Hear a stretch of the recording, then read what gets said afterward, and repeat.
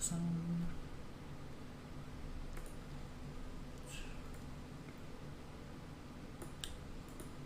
Oh, we can give it a bit of volume. Why not? Keep it going. I think that's good. There.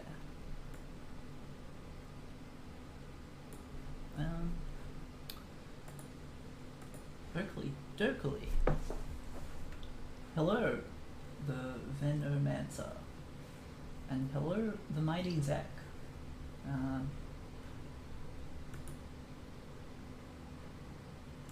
Alright.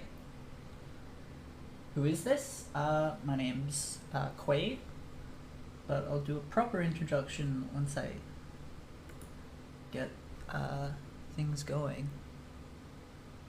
Let's get something a bit more exciting up. Preview?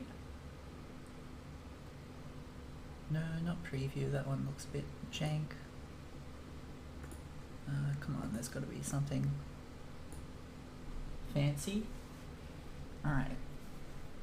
The logo you can't see. It's supposed to be in the bottom right, but you wanna click, just what we need.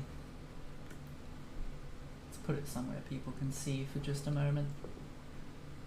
I'm sure I won't get in trouble for that. Okay. 8 views.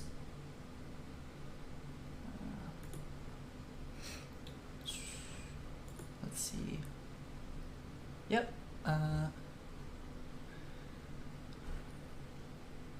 I'll just sit on this for a moment, a minute or two. Make sure everyone can get on in. Yeah. Or until someone hits me in the ribs and tells me to get a move on. 12 viewers.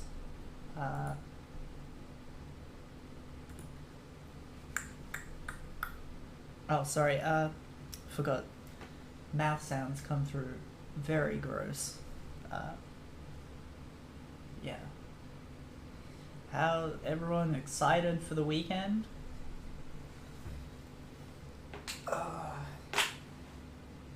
The volume? The music volume or my voice?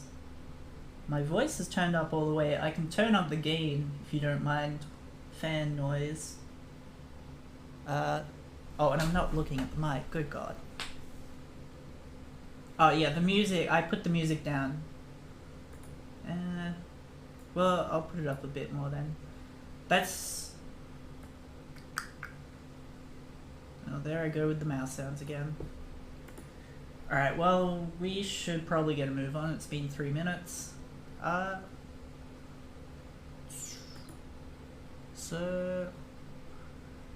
what is the stream plan?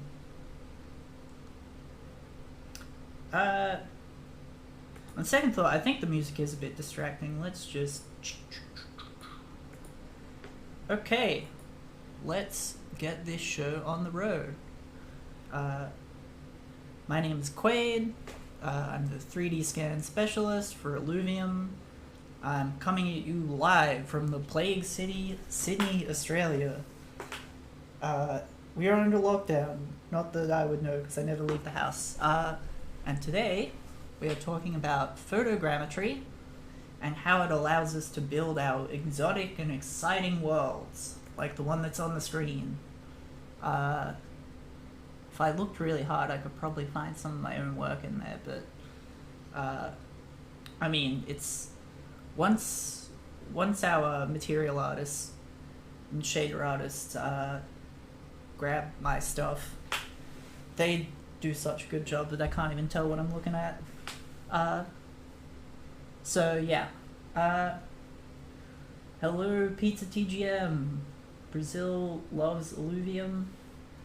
My local time, it's 11:05 a.m. I believe it's somewhere between 9 p.m. and 6 in the Americas. Hello. But yeah, I'm the photogrammetry artist for Illuvium. And what is photogrammetry? Well, let's have a look at my portfolio, because I've got a decent chunk of photogrammetry here.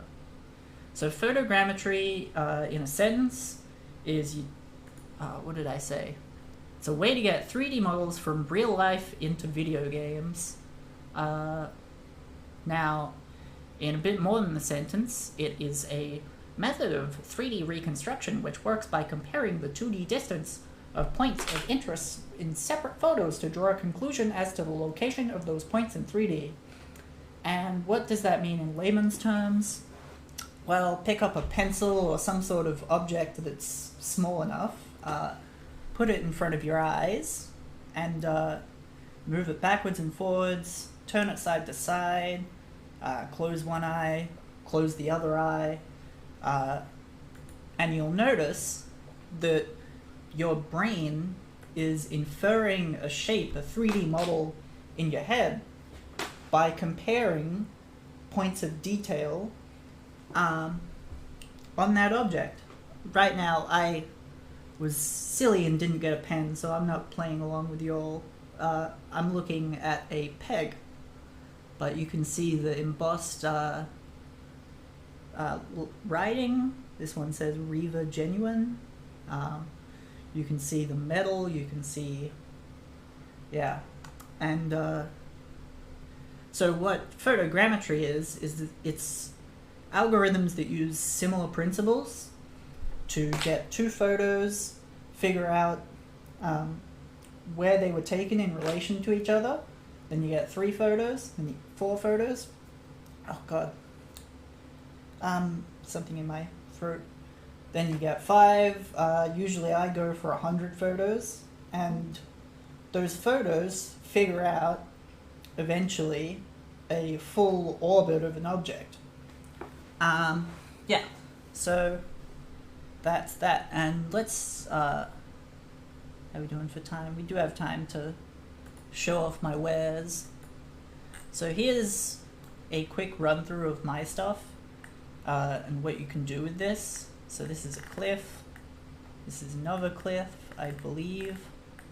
These made it into the game in some form.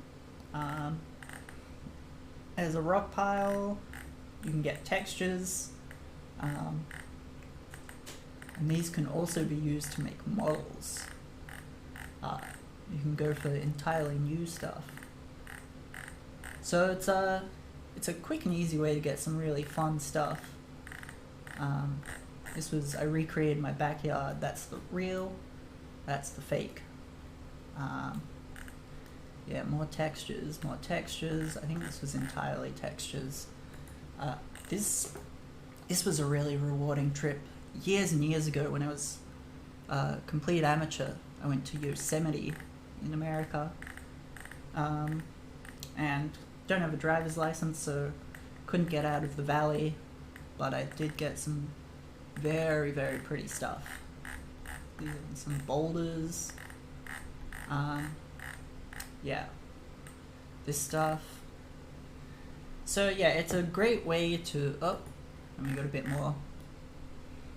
I won't spend a whole lot of time looking at this, but yeah, if you can walk on top of it, you can scan it. It's a very rewarding way to get your work.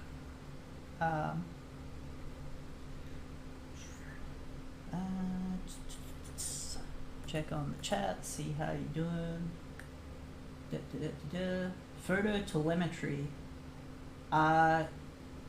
No, we won't be looking at the drone because currently we're still in the process of jigging all that out. There's a bunch of regulations in Australia.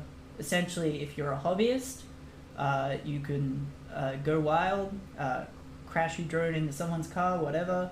But if you're working, then it's a lot of paperwork.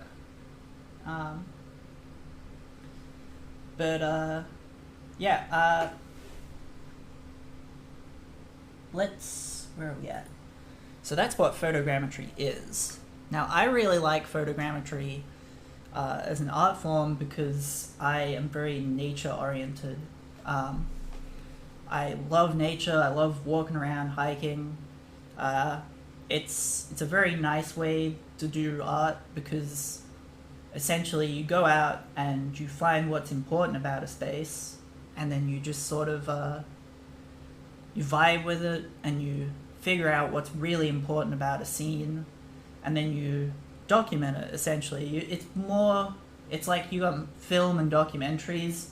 You're more like a documentarian typically with photogrammetry, and that's a very important way of doing things. Art, yeah. There's some traditionalists that knocked photogrammetry when it's first hit the scene, but yeah, I think it's a very special way to do things. It's peaceful, but yeah. So you might be wondering what we're doing using photogrammetry in a stylized game. Well, it gives us this incredible level of detail with like some very fast iteration, and from there, with our very nice shaders that are a combination of Sean's materials and whoever else is on our material team, because I think people jump in and out sometimes, and Dimitri's awesome shader work, and I think Von jumps in on that too. When you take that real stuff and that high level of detail and use that as the base for something stylized, you get something that is close to photorealism, but it's fantastical enough that like players don't get into that uncanny valley zone, and they get to just really immerse themselves in the space. It's it's a cool place to be. And our scan data gives us these unique elements. There's like certain scan libraries, and they have some really good material, but okay. Sorry, something is bugging me. This is going to get me in trouble. That's meant to be in the bottom right. Moved it to the top for the thingy.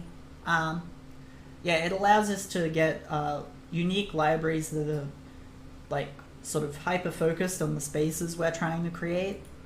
Like Sanctum Mesa, that is a sort of coastal location, and I went all over the coast grabbing scans. So that's oh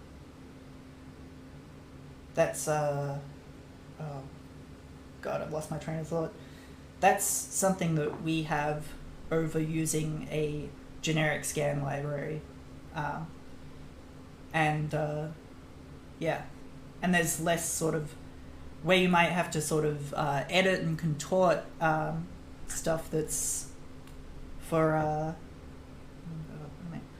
yeah, you kind of have to, those generic scan libraries, you have to look a bit hard to find exactly what you need, and then you have to screw around with it sometimes to get it just right, whereas this, we can sort of get a lot closer to what we want quicker. Now,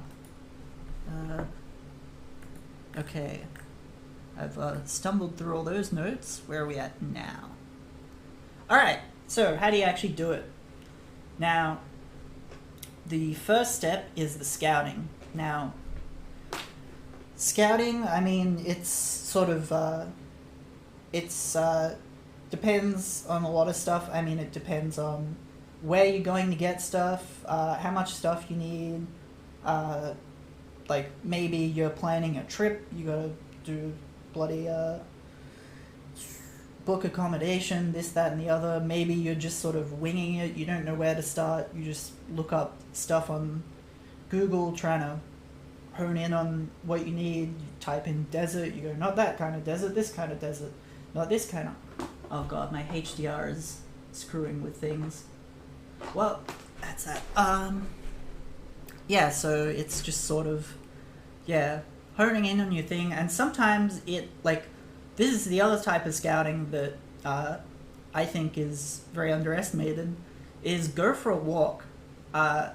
You know, like walk to the shops, walk to the park, find any good reason, any bad reason to go outside, just absorb things around you, because that gives you, it allows you to immerse yourself in a space. It gives you a better sense of finding what makes locations tick, and you never know what you'll find. I've been down back streets, found awesome old cobbled pavements in modern cities.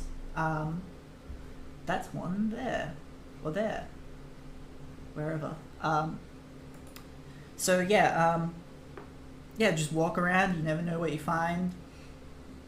And then once you have an idea of where you want to go, it is about the scout. Now, no, we just did good, go. The photos in the next part. So you find subjects that are interesting but not too iconic. It needs to be something that's generic enough to get reused, but it also needs to be something that is sort of when you see maybe like little bits of it, the bits are iconic, but they create this sort of homogeneous whole. So you have interesting spots on a rock, but the whole thing could sort of slide into a scene multiple times from multiple angles, and that means you can get a lot of use out of it. Rotate this, scale that, flip it, bury it, whatever. And once you've figured that out, it's time to shoot it. Now, particularly for this, I do rocks, cliffs, cave overhangs. And how do you shoot it? Now, there was meant to be a graphic here, but you're just going to have to listen. So you got the big three of your camera settings. You got the ISO. Now that's your sensitivity, how much light the camera's going to store in its data, essentially.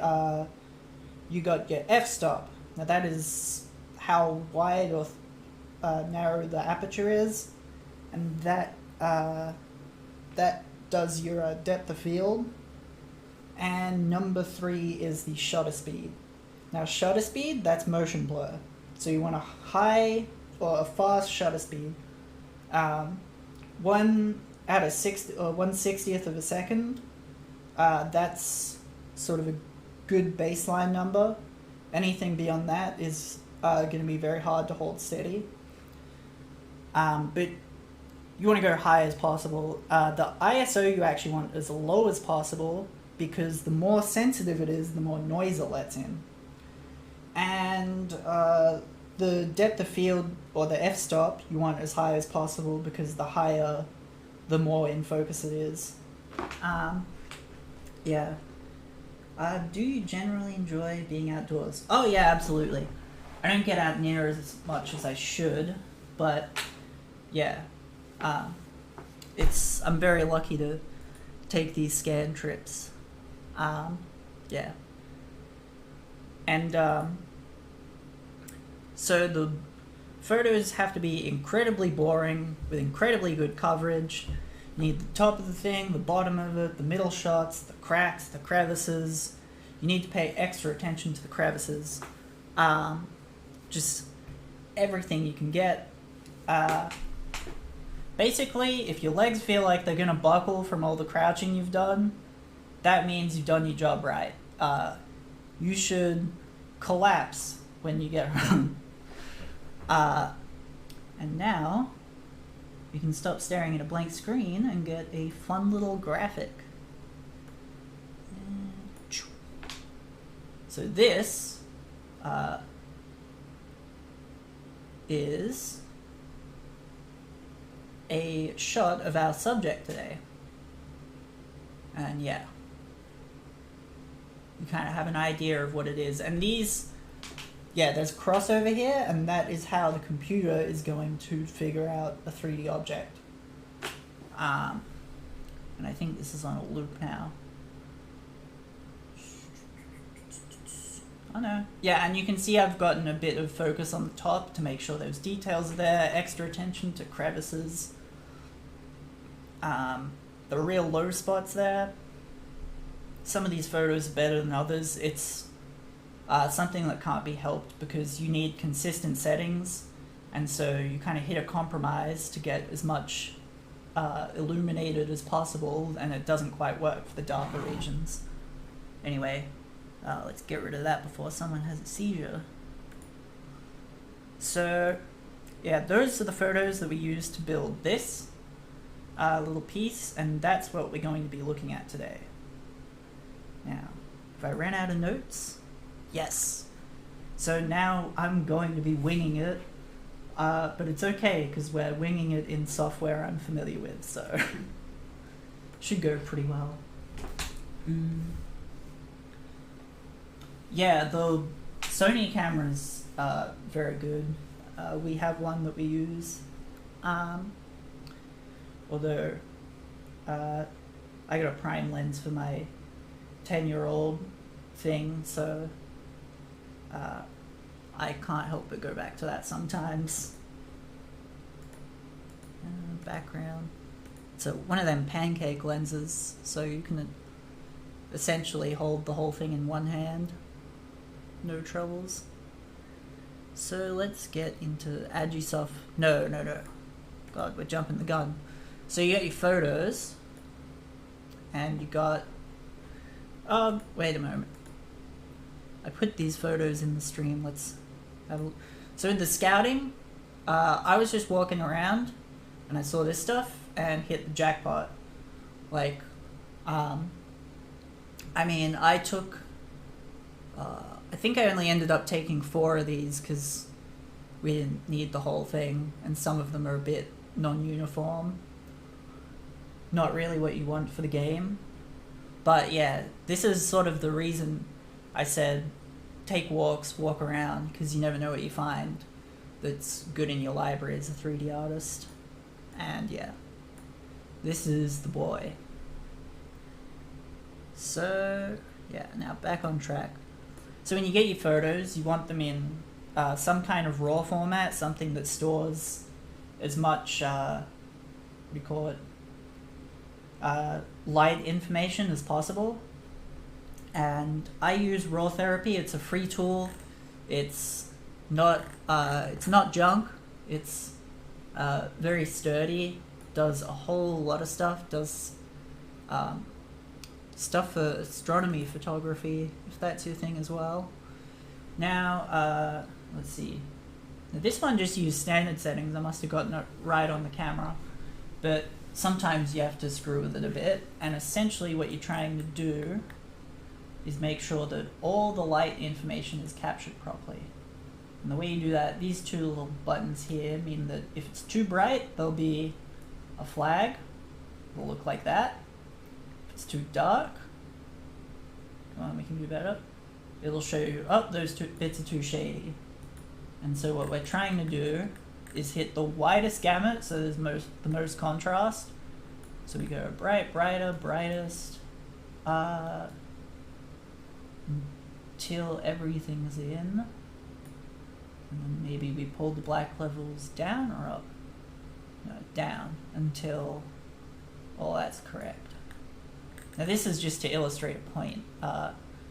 This is probably a bit over the top, and the software would do alright with its standard settings. But that's basically what this is all about. There's extra steps if you're trying to use that color information. I'll usually use a color checker. But because this is stylized, we have the luxury of just chucking out the textures and not really having to work with that. There's things like white balance.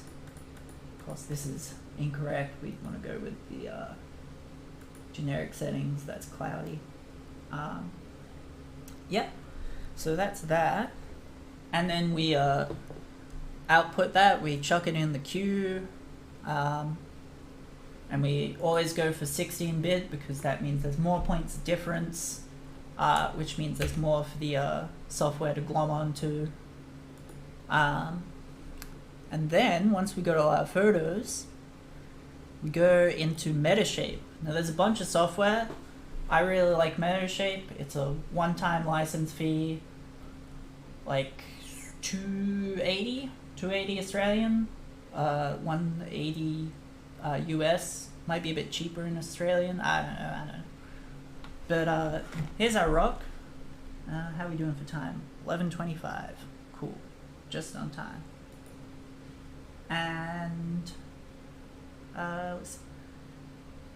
who is working? My name's Quade. Unless you're talking to the chat saying who is working in general. Yep. Now, so yeah, back on track. So with Add Yourself Metashape, you'll start with your photos. Now to save processing power and get your speed, you generally want this mask, and pan masking can be incredibly tedious, so a good way to get around that is you'll see this model, if you process it on the low settings, you can get a model out of it very quickly, and then you just use that model as a mask because all the cameras are aligned, and then you've got this. But, sorry, I'm jumping the gun again. So, how do you start? You get your cameras, and you do the align photos. Now this is the first sort of step of figuring the computer doing the comparisons, and it goes photo by photo, finds some interesting points, tries to find those points in the other photos. So here, interesting point is here in this one, and then maybe we've got an interesting point there and an interesting point there, and from those two photos you can draw conclusions about where the cameras were oriented.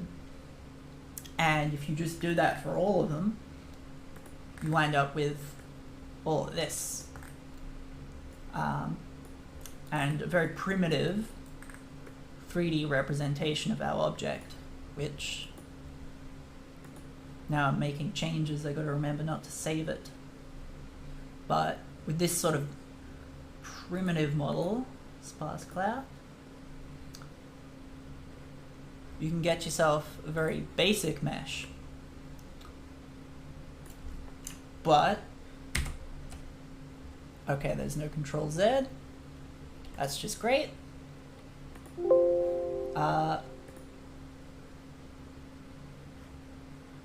So now we have to open something else and open back in to get those original quality levels.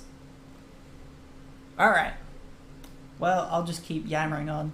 So the next step is the, God, what do you call them? The, this one's for the next region. So we won't look too closely at that, because we want to keep you keen for that. But, yeah. So your next step is, so you've got all these relative points. You've got between here, and between here.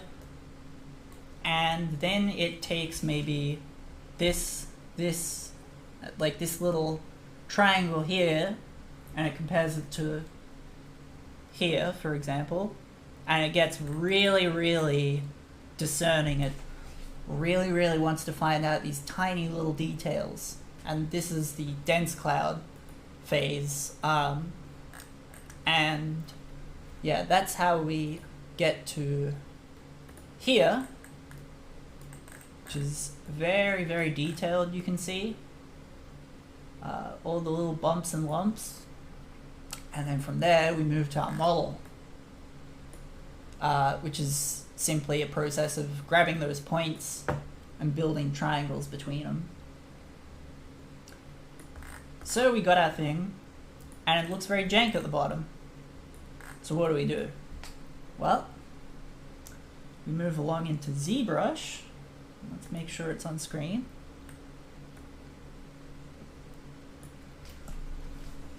And we're going to get down to business, editing that.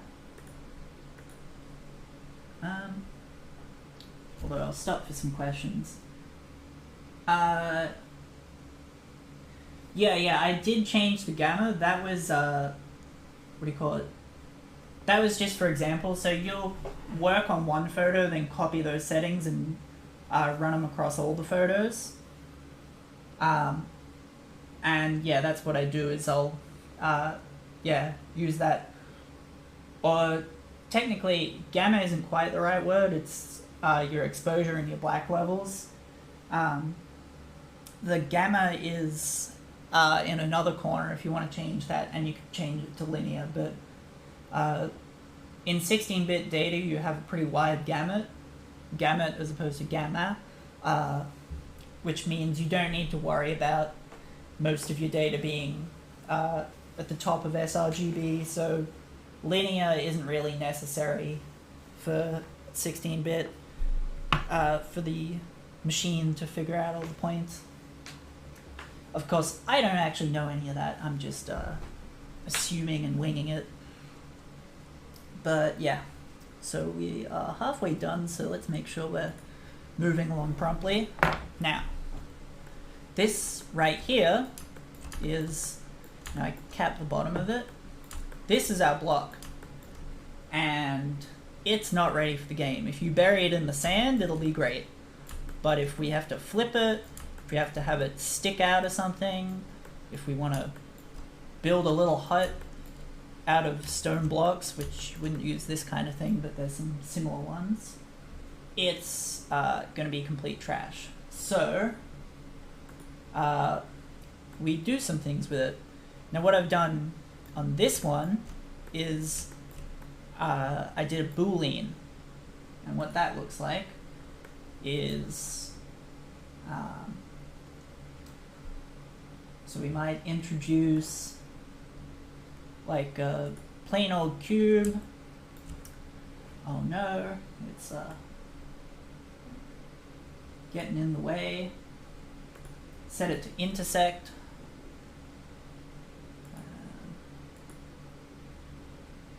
And then what that'll do, if we just do some adjustments, we just pull it down. Hook it up.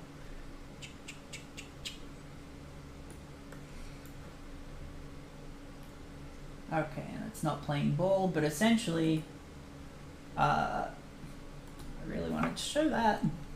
It's fun. But what we can do with it is, yeah, so what I did is I used the other rocks to like chop these bits off the bottom. You can see this is a rock that was similar. And eventually we arrived at this, and I smoothed over edges that, because it does a very hard cut, and the hard cut looks kind of cool here, but over here it looked kind of jank. So we had to sort that out. But that's just the start of it. So I start with Booleans because they can be rough and need a lot of repairs. And then I will go into Z-Remesh, which is where I basically have the ZBrush retopologize the object, so make it have these neat little squares. And then we'll subdivide it and project the old geometry onto it. And you'll notice I've done these fixes here from the Boolean. So what does it look like doing those fixes? Let's get into it by projecting the screwy data onto the good data so we can do it all over again. And I hope to God it doesn't take too long. We got time. We got time. How many polys is that? So it shows it up the top. Now it says 25.33. That will be the polys of the thing it's projecting, but also the polys of the thing underneath. I think it's like 10 grand. 10,000. No, 10 mil. 10 million.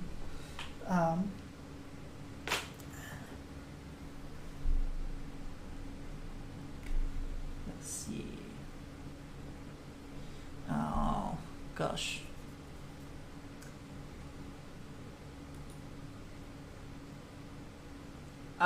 Yeah, well, does mega mean million? I don't know. yeah, there's quite a lot of polys in the high stuff. That's not what makes it into game, but I mean, you know, there's a lot of new technology. Who knows what's around the corner? I don't think we're ready for 10 million polys in a game, but 2 million's looking good. Who knows what's... but yeah, I don't know all the optimization stuff that's going on with the game. I know it looks great, but I can't speak to any of that.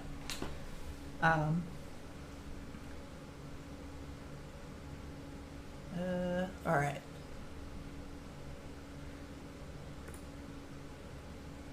ZBrush, come on.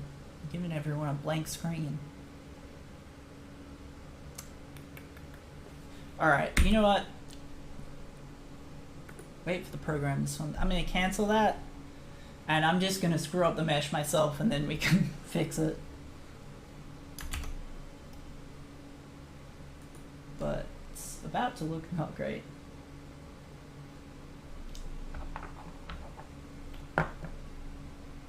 Yeah, I mean, Vaughn and Dimitri are amazing.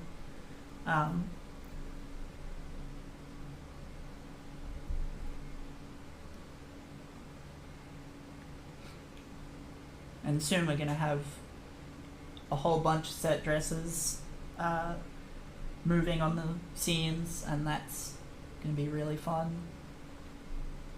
I think there's a lot of good stuff coming.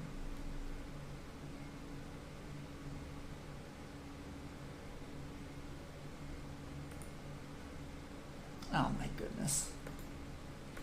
Okay. I'm giving ZBrush a timeout. Let's get her back up. Yeah.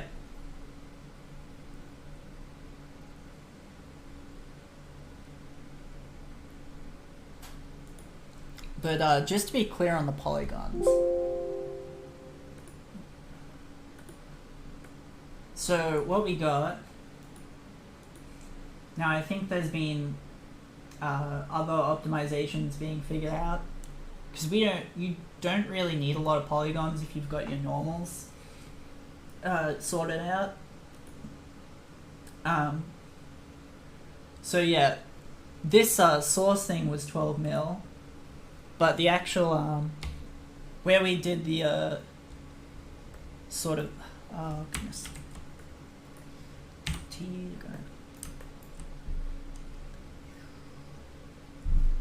so where we have this sort of one that we're repairing, it's only 12 million polys. But that is a lot of detail, and you get it in a fairly short amount of time, ready to go for fixing the game. But I'm just gonna do some damage here. Blur that. Get it real jank. Import some of my alphas. Oh no, we don't need to import. I've got some decent stuff in the toolbox. So these are alphas I've made myself, and a little bit goes a long way. You don't need a whole much of variety as long as you twist it, turn it, blur it. What are all the things in Technologic? Buy it, break it, use it. So anyway, BST, we go for the stat note. Do not switch. BST. Yeah, we want the standard brush, drag rectangle, and let's get down to fixing. Now you might stick that over the top. No one's the wiser. And I mean, it does, like, you don't want to overdo this. You only want to fix bad areas, because you'll start to lose what makes photogrammetry so special, even though these alphas are pulled from actual photogrammetry sources that I've taken. And you might invert it, and that creates an interesting little thing in maybe corner pieces. Like, let's screw this up. You might need to put something a bit more exotic there, and that's why I've got this this like sort of cracky thing. Oh, that's too much. And you just chuck that over the top. And then you need to do a bit of correction sometimes. Because that went out too much. And then you just yeah. Drag that over. Oh, too much. But then you can also, if we want to sort of define a sort of starting shape for a reform, we might use it like put it on very strong. But you know, we're using the same thing here and here. Someone who's ultra discerning and trying to give the game a bad review, and looking for these things, might see that and say, oh, they're repeating. So you blur it out, chuck on something else, although with a bit more subtlety.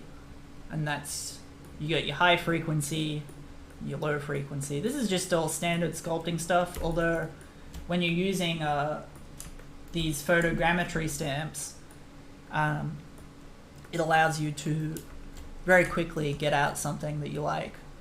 And it's great for filling these holes, because this isn't really meant to be flipped upside down, but if it is, we want that to go right, not wrong. And so yeah, having these brushes, real good stuff. And yeah, I mean, this is like me winging it real quickly. Now, how many minutes was that? Probably like 5. Oh god! Oh god, I had zebra. Oh no! Okay. Why is ZBrush up and not... Oh, it didn't... Oh, it's because I closed and reopened it.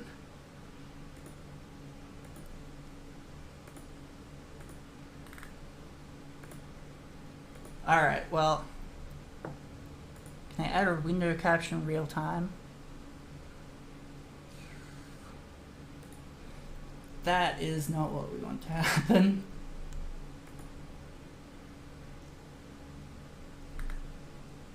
Come on.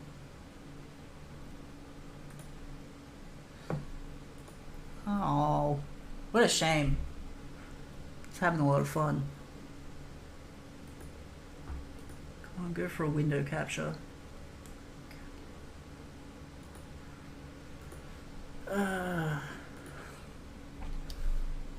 Well, it happens.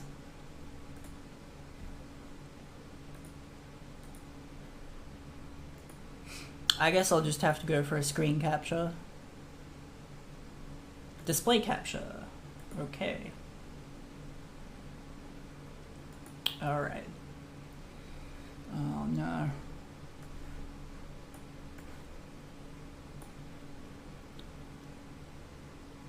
Oh. Confusing myself with the mouse. Yep. This is not how I wanted things to go, but it is what it is.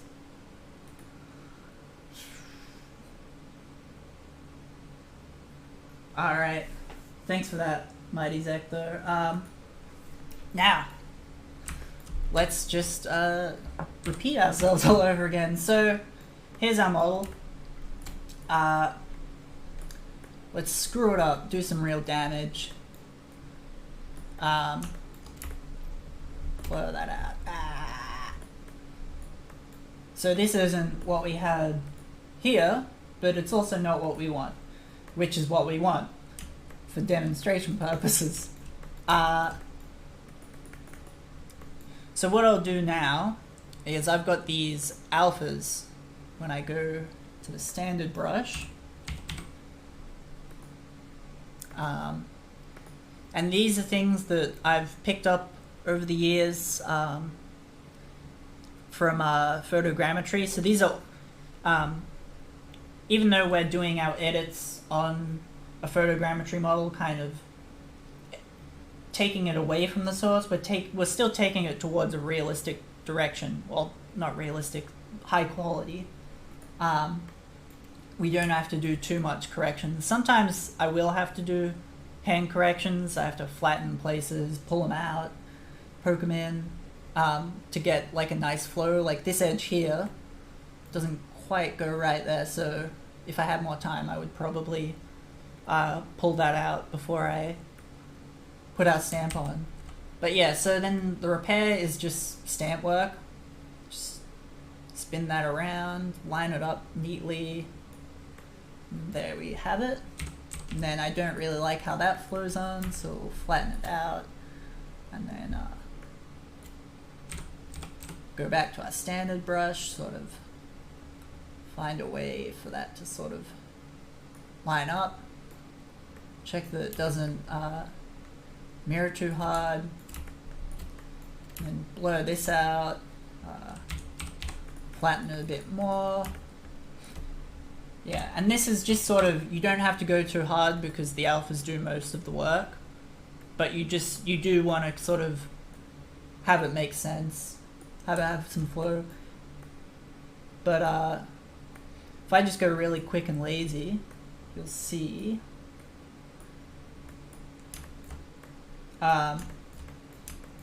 we know that that's been edited, but if I just showed that to you out of nowhere, you'd be like, oh wow, they managed to pull this rock out of the ground and get a 360 capture. Yeah, so it's a great way to real quickly get something ready for the game. Like I said before, when no one could see my screen, it's no one's meant to see the bottom of this. Like, the star of the show is all this unique detail here. I mean, let's get a good look at it. All that cross-hatching, where it's been, like, sort of dragged out of the earth. Some lovely, is it Hawkesbury River sandstone from Sydney. And, like, this little divot.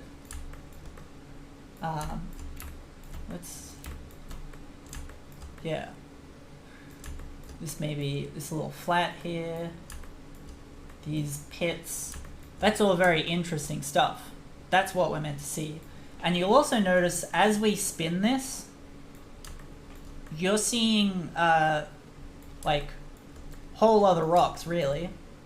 If I just show you this from one angle, it does not, like, everything that's going on here, we spin it around, completely different rock.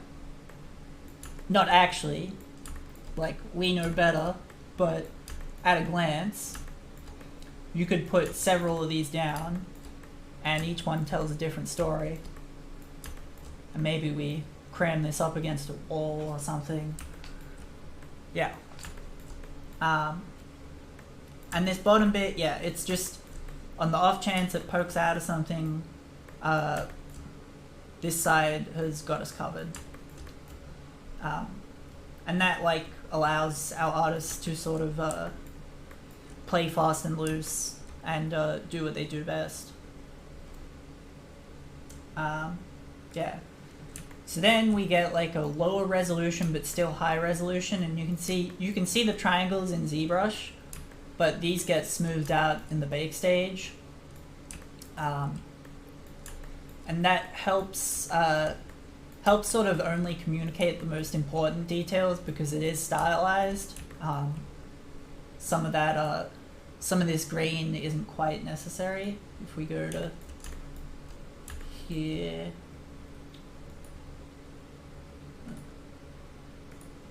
yeah, just sort of optimizes what's going on. And the decimator will try to preserve these edges to be as crisp as possible. Then we have our low res, and this is what the normals will be baked onto. This is what the high res stuff gets baked onto, masks and whatnot. They share UVs, which we call it, makes things kind of quick and easy for us,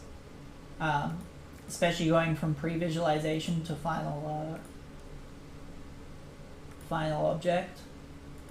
And UVs for the uninitiated is, what do you call it? It's how you, those textures, how you like prop them onto the model. Because textures will be images, which means they're in 2D and you've got to somehow finesse your way into something 3D. So yeah. So that's ZBrush. How are we doing for time? Almost ready to wrap it up.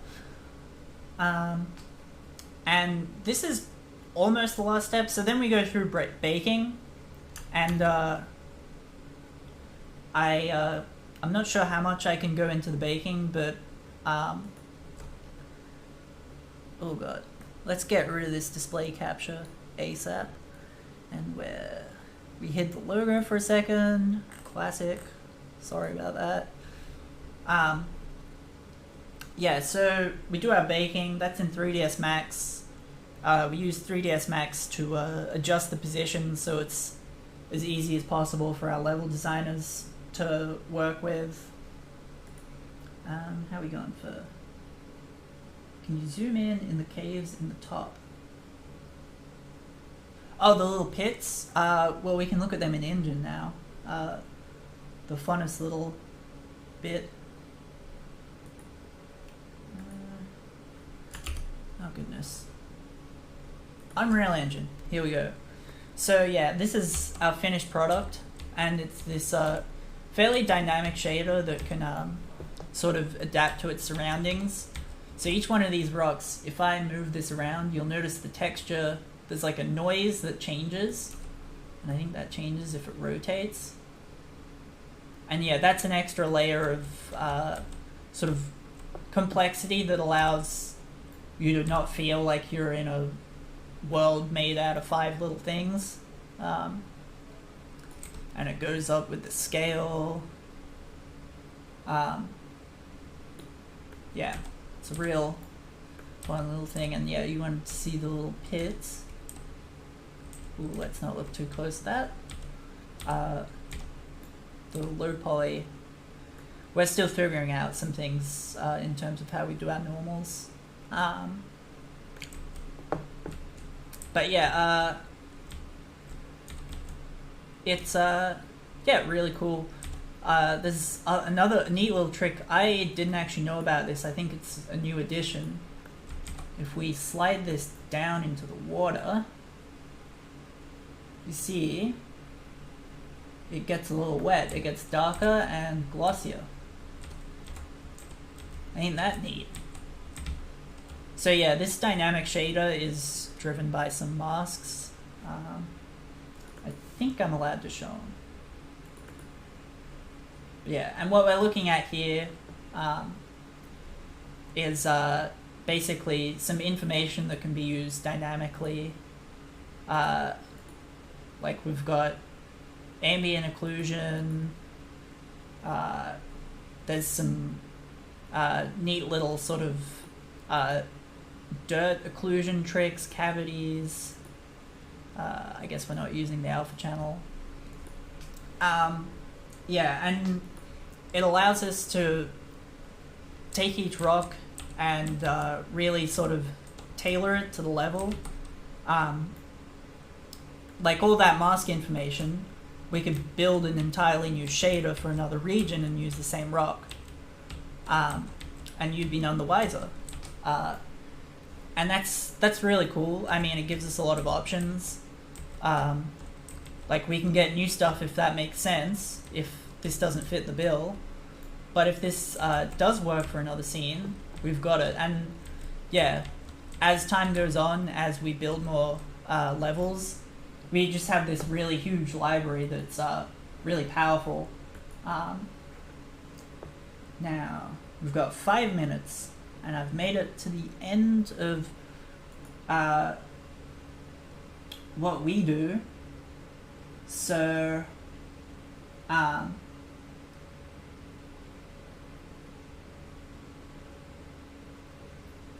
yeah, pits do present problems sometimes, but if you do go the extra mile, like I did go the extra mile for those pits, and I got them pretty well, at least I think so.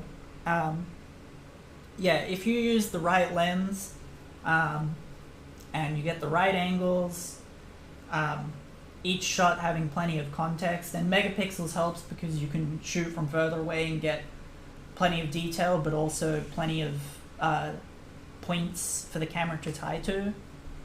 Yeah, those pits go quite nicely. Now, I wanted to tack on a little bit to this talk about what you can do with photogrammetry. So, yeah, fortunately we got 5 minutes, and maybe I'll get away with chucking a couple extra minutes on there. Where are we in my notes? So yeah, let's pop up the internet again.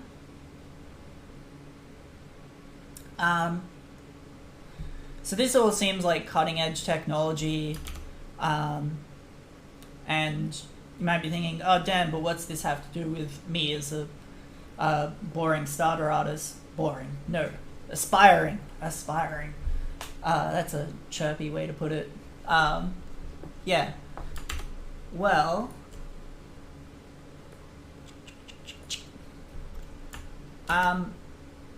pretty much, you can do all of this, and you can do it for very cheap or free.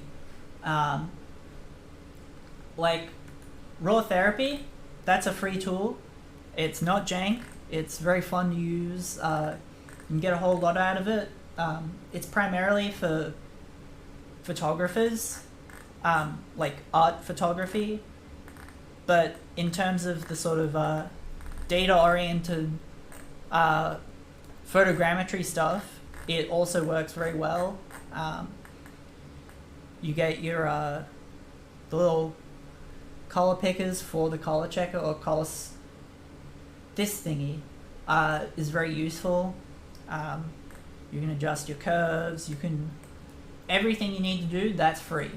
So that's step one, sorted. Step two, Agisoft. Obviously, they have a 30-day trial. You can see if you want to spend the money on it. And I highly recommend, if you get serious, Agisoft. It's my personal favorite.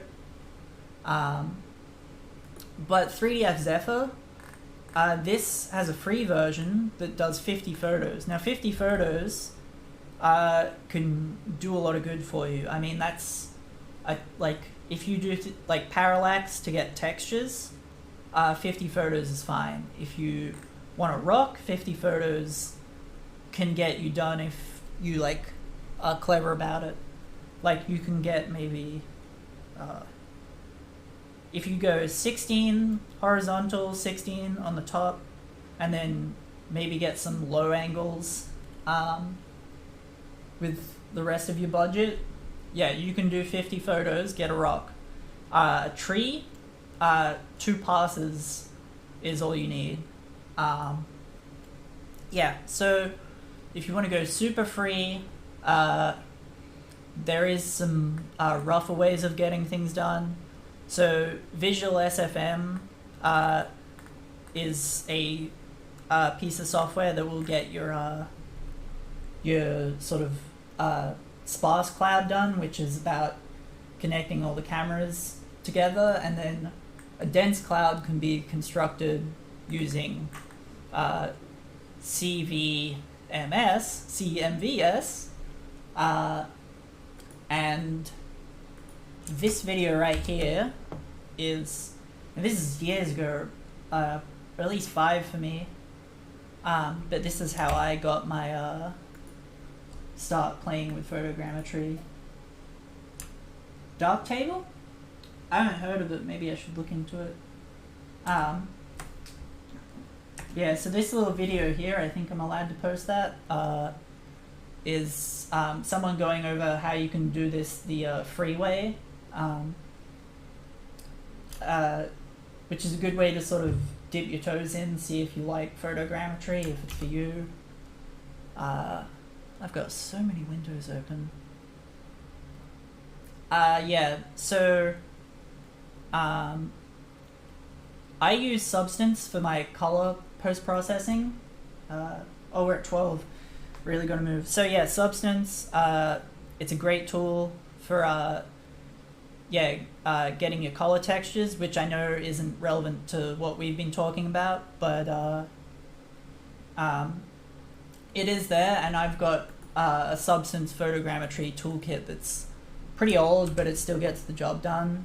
I'll drop that in. It's free. Don't pay for the $5 one.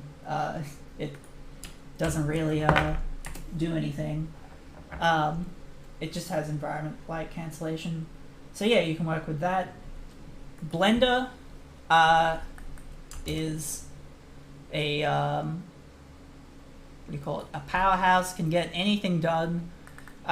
Maybe not the best way to do things, but if you can't afford ZBrush, there's always Blender. If you can't afford Substance, Blender, with a lot of what do you call it? Trial and tribulation, can get it done too. And I just wanted to show here all that stuff we were doing in ZBrush. Maybe it's not as fast. This is a lower poly version of the model because yeah, it doesn't handle those high poly things as good. But look, you got your alphas. That's a different alpha. You can smooth it out, chuck that on. So Blender does what you need. In terms of light cancellation, which I didn't go into because we didn't really do textures, but Blender does what Substance does as well. It's got your ambient occlusion node to subtract that out from color. I quickly jigged up, you could use the normal information for light cancellation. I just rotate this, choose where the sun was that time of day, and I can subtract that from the color information. That's like a whole nother stream, but yeah, the point is, photogrammetry is a real accessible way to get your start doing 3D art, and it can take you from being an amateur to an amateur with a job, doing really AAA level stuff like what we've got in Illuvium. So yeah, that's the stream. I've gone 2 minutes over time, but I'm sure I can get away with another minute for the thank yous. Thank you to Von Neumann for giving me this opportunity. Thank you to Dimitri, my direct environment artist, who is a great guy to work with. And thank you to Wendy for doing the social media stuff. She's great. Thank you to the audience, because you're great. And it's been fun bouncing back and forth. And if you've got any questions, you have 30 seconds. I'm putting the timer up.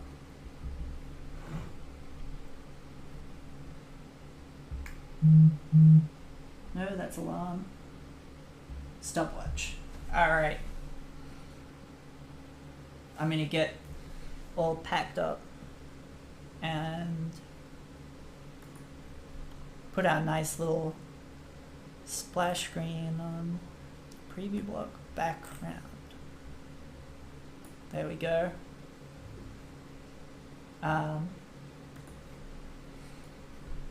Chuck that up there again, get in trouble. Yeah. Oh, and yeah, I can be reached on,